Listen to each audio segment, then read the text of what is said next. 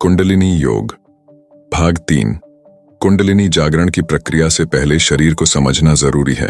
ब्रह्मांड में जो कुछ है वह इंसानी शरीर में ही है। उसके सब तत्व हैं। शरीर को 2 हिस्सों में बांटा गया है। पहले हिस्से में सिर और मेरु स्पाइन है। दूसरे हिस्से में टांगें स्पाइनल कॉर्ड शरीर को जोड़ता है। यही दिमाग को नियंत्रित करता है। स्पाइनल कॉर्ड शरीर में रीढ़ की हड्डियों में होता है। ये रीढ़ की हड्डी में सिर से टांगों तक फैली होती है। हमारी चेतना मेरु में दौड़ती है। यहीं 7 चक्र यानी 7 लोक हैं जिनमें कर्मों के फल संचित होने के कारण पुनर्जन्म होता है। भू, भूव्र, स्व, स्वर्ग, तप, जन, महा और सत्य लोक। इनमें से 5 मेरु में, 6ठा भ्रिकुटी में और 7वां दिमाग के ऊपरी हिस्से में स्थित है। शरीर 5 तत्वों से मिलकर बना होता है। आकाश, वायु, अग्नि, जल और पृथ्वी। मूलाधार चक्र में पृथ्वी, स्वादिष्ठान में जल, मणिपुर में अग्नि, अनाहत में वायु और विशुद्ध में आकाश है। इन चक्रों को प्रत्यक्ष नहीं देखा जा सकता। मानव एक प्रक्रिया के तहत इन तक पहुंचता है। मृत्यु के साथ ये चक्र गायब हो जाते हैं। जागृति के लिए प्राणायाम। मूलाधार चक्र रीढ़ की हड्डी के शुरुआती भाग यानी गुदा द्वार के पास होता है। सबसे पहले यहां ध्यान को लाया जाता है। यह कुंडलिनी शक्ति के बैठने का स्थान है। ओम की मध्यम ध्वनि के साथ प्राणायाम किया जाता है। सीधे हाथ के अंगूठे से दाईं नासिका को बंद करके 3 ओम, सांस को खींचना और बाईं से छोड़ना। फिर यही क्रिया सीधे हाथ के अंगूठे से दाईं नासिका बंद करके 12 ओम सांस रोककर दोहराई जाती है, जिसमें 12 बार ओम का जाप करते हुए श्वास को रोका जाता है। अगर आप ओम का उच्चारण नहीं कर पा रहे हैं तो मन में कर सकते हैं। आसान भाषा में कहूं तो 3 सेकंड में सांसों को अंदर खींचना है और 12 सेकंड में सांसों को बाहर निकालना है। यह कल्पना करते हुए कि प्राणवायु कुंडलिनी को जगा रही है। इसके बाद यह क्रिया 6 ऊं सांस खींचकर और इतनी ही देर में सांस छोड़कर की जाती है। इससे कुंडलिनी जल्दी जागृत होती है। इसे सुबह 3 बार और शाम को 3 बार करना है। फिर धीरे धीरे अपनी क्षमता के मुताबिक इस समय को बढ़ाना है। जितना ध्यान एकाग्र होगा कुंडलिनी उतनी जल्दी जागेगी। प्राण शक्ति के मूलाधार चक्र से सहस्रार चक्र तक चलने को शक्ति चालना कहते हैं। अच्छे नतीजे पाने के लिए पद्म या सिद्ध आसन में पूर्व या उत्तर दिशा की ओर मुंह करके बैठना चाहिए। गुरु और परमात्मा दोनों का वंदन करके प्राणायाम शुरू करना चाहिए। महसूस करना चाहिए कि मूलाधार चक्र खुल रहा है और कुंडलिनी चक्र दर चक्र ऊपर जा रही है। फिर कुछ देर सांस थामकर यह महसूस करना चाहिए कि मां कुंडलिनी के आशीर्वाद से अज्ञानता का अंधकार मिट रहा है, चेतना का प्रकाश फैल रहा है। सांस छोड़कर धीरे धीरे सांस भरें और महसूस करें कि कुंडलिनी सहस्रार चक्र से मूलाधार चक्र की ओर जा रही है। यही क्रिया दोहराते रहना है। अगर किसी सिद्ध गुरु का आशीर्वाद हो तो कुंडलिनी शक्ति देखने से, बोलने से और हाथ लगाने से भी जाग सकती है। ये इससे तय होता है कि साधक अध्यात्म के रास्ते पर कहां खड़ा है। लेकिन कुंडलिनी जाग जाने और संपूर्ण समाधि हासिल करने में बहुत फर्क है। कुछ को लगने लगता है कि उन्होंने खुद को पवित्र कर लिया है। वे अपनी मर्जी से कुछ साधनाएं चुन लेते हैं, कई छोड़ देते हैं। यह मूर्खता है। कुंडलिनी जाग जाने के बाद भी इसे सहस्रार चक्र तक पहुंचाना जरूरी है। यह बहुत धैर्य, पवित्रता और नियमित अभ्यास से ही हो सकता है। जब ये एक चक्र को भेदती है तो बहुत गर्मी महसूस होती है।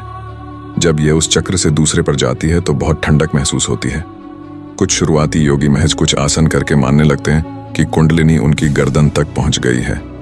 कुछ सिद्धियां या रहस्यमय अनुभव कर लेने से उन्हें लगता है कि लक्ष्य पूरा हो गया। इसके चलते वह लोगों के बीच शक्ति का प्रदर्शन कर नाम कमाने की सोचते हैं। यह बड़ी भूल है।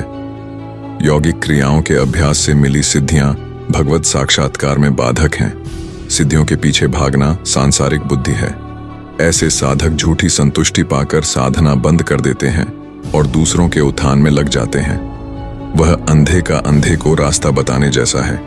धीरे धीरे उसका वैराग्य खर्च होता जाता है और कब उसका पतन हो जाता है उसे पता भी नहीं चलता।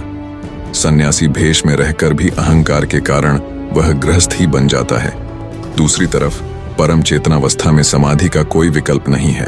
ध्यान के दौरान आप दैवीय दृश्य देखते हैं, दिव्य गंध, दिव्य रस, दिव्य स्पर्श और अनहद नाद सुनते हैं। परमात्मा के संदेश सीधे आप तक पहुंचते हैं। इसका मतलब है कि आपकी कुंडलिनी शक्ति जाग गई है। सांस बिना कोशिश के रुकने लगती है। ऊ का नाद खुद ब खुद दोहराया जाने लगता है। दुनिया का कोई विचार दिमाग में नहीं रहता। आंखें त्रिकुटी पर टिक जाती हैं। बिजली सी तरंग महसूस होती है। शरीर के होने का आभास तक नहीं होता। प्रकृति के रहस्य खुलने लगते हैं और सब भ्रम दूर हो जाते हैं। रोशनी का अलग ही संसार आपके भीतर प्रकट होता है। त्रिकुटी के बीच पहले सफेद और फिर अलग अलग आकार और स्वरूप में रोशनियां दिखाई देती हैं। ऐसे ऐसे अनुभव होते हैं जिनका वर्णन तक करना मुश्किल है। गुरु की जरूरत। पुराने समय में कई बरसों तक गुरु की जरूरत रहती थी ताकि गुरु अपने शिष्य को पूरी तरह समझ सकें। शिष्य की क्षमता को देखकर वह उसे अभ्यास करवाते थे। साधना कैसे करानी है, यह साधक के स्वभाव, क्षमता और योग्यता से तय किया जाता है। योग के सिद्धांत को समझकर ही अभ्यास की तरफ बढ़ा जाता है। योग की किताबों और शिक्षकों के जरिए योग को समझना चाहिए। शुरू में सरल अभ्यास करके खुद को मांझना चाहिए। उसके बाद मुश्किल साधनाओं के लिए गुरु के साथ ज्यादा समय बिताना जरूरी है। इससे गुरु के आध्यात्मिक ओज का लाभ मिलता है। कुंडलिनी योग में चक्र दर चक्र ग्रंथियों को तोड़ना होता है। यह बहुत मुश्किल प्रक्रिया है। प्राण को सुषुम्ना नाड़ी के जरिए ग्रंथियों तक पहुंचाने के लिए गुरु की जरूरत पड़ती है। गुरु नाड़ियां, चक्रों के स्थान और यौगिक क्रियाओं की बारीकियां समझा सकता है। इसलिए खुद को गुरु को समर्पित करना होगा। समर्पण जितना ज्यादा होगा, गुरु से उतनी सहायता मिलेगी। सहायता से मतलब है पापों और आसक्तियों से लड़ने की ताकत हासिल करना। गुरु कौन हो, लेकिन गुरु कौन है? सच्चा गुरु वह है जो खुद आत्म साक्षात्कार कर चुका है। वही आपकी आंखों के आगे से अज्ञानता का पर्दा हटा सकता है। केवल किताबें पढ़ा हुआ गुरु नहीं हो सकता। माना कि सतयुग की तुलना में कलयुग में ऐसी आत्माएं कम हैं, लेकिन वे हमेशा हमारा पथ प्रदर्शन करने के लिए रहती हैं। गुरु ही ब्रह्मा है, गुरु ही ईश्वर। गुरु दृष्टि, स्पर्श, व्याख्या या केवल संकल्प से भी कुंडलिनी जागृत कर सकता है। इसे शक्तिपात करना कहते हैं। अपने सात्विक भाव और शक्ति से वह शिष्य में आध्यात्मिकता का संचार कर सकता है। गुरु अपने शिष्य की अलग अलग तरीके से परीक्षाएं लेता है। ऐसे में कुछ शिष्य उसे गलत समझकर अपना विश्वास डिगा देते हैं। एक बार गुरु गोरखनाथ ने अपने कुछ शिष्यों से एक ऊंचे पेड़ पर चढ़कर एक त्रिशूल पर सिर के बल कूदने को कहा। सब खड़े रहे। बस एक था जो तुरंत पेड़ पर चढ़ा और त्रिशूल पर कूद गया। गोरखनाथ के अदृश्य हाथों ने उसे बचा लिया। इसके तुरंत बाद उसे आत्म साक्षात्कार हो गया। उसे अपनी देह से कोई आसक्ति नहीं थी। बाकी शिष्य मोह और अज्ञान से ढके थे। गुरु जरूरी है या नहीं, इस बहस पर स्वामी शिवानंद ने बेहद सरल उदाहरणों से अपनी बात रखी। वह कहते हैं, एक कुक को भी गुरु की जरूरत पड़ती है। वह सीनियर कुक के अंडर में काम करता है और कुकिंग की बारीकियां सीखता है। जूनियर वकील सीनियर से सीखता है। साइंस, म्यूजिक या ज्योतिष विज्ञान के स्टूडेंट भी साइंटिस्ट, म्यूजिशियन और ज्योतिष शास्त्री से सीखते हैं। तो अपने भीतर खुद को खोजने के लिए गुरु की जरूरत क्यों नहीं होगी? ये पढ़ाई तो और भी मुश्किल है। आंखें बंद करके इस रास्ते पर चलना है। जिस तरह घने जंगल में तरह तरह की बाधाएं आती हैं, दुविधाएं आती हैं और आप भटक जाते हैं, वैसे ही अध्यात्म के रास्ते पर भटकने की भरपूर आशंकाएं हैं। हर तरह के ज्ञान के लिए शिक्षक चाहिए। संसार में जितने भी महापुरुष हुए हैं, सबके पीछे उनके गुरु खड़े दिखाई देंगे। दोस्तों, आज के लिए इतना ही और हम एक एपिसोड और लाने वाले हैं। अगर आपने हमारा पिछला एपिसोड नहीं देखा हो तो इस वीडियो पर क्लिक करके देख सकते हैं और हमारे चैनल को सब्सक्राइब भी कर दीजिए, क्योंकि कुछ लोग वीडियो देखते हैं लेकिन सब्सक्राइब नहीं करते। धन्यवाद।